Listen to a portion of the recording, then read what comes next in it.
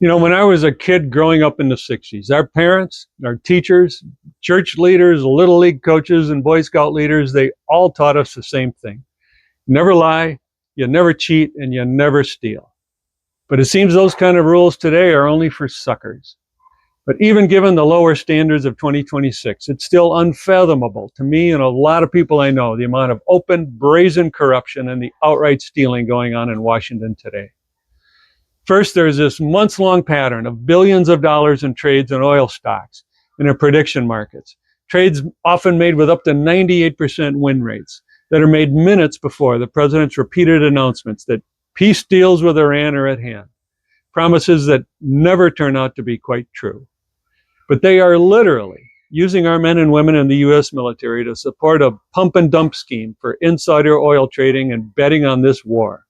And some people are getting rich off of it. Meanwhile, the office of the president's been turned into a pardon for sale operation.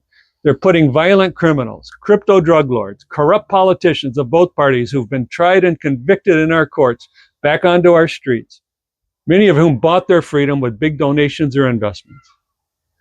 And now the insult's so gross that even the usually obedient Senate Republicans are calling it out.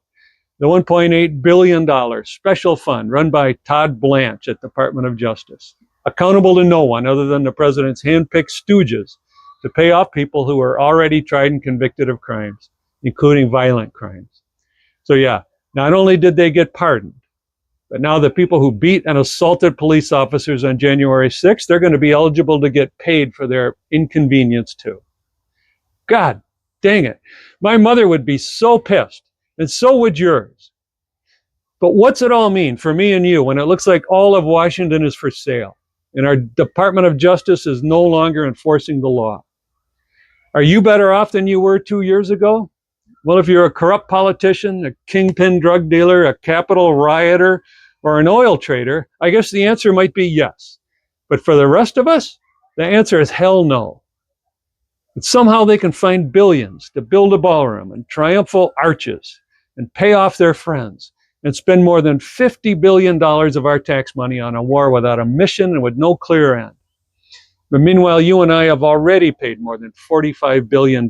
That's about $300 for each of us, just in the last 3 months, and increased costs for gasoline, fuel, and everything else we purchase. We're never getting that money back, and there's no clear end in sight. We need a new Congress ready to stand up and enforce the law, and we need to bring back the lessons our parents taught us. No one should be above the law, and people who break the law should face the consequences. But not only is it the right thing to do, it turns out that we'll all be a lot better off too. I would like to go to Congress, and I would like to bring those values to Washington for you. I'd appreciate your support.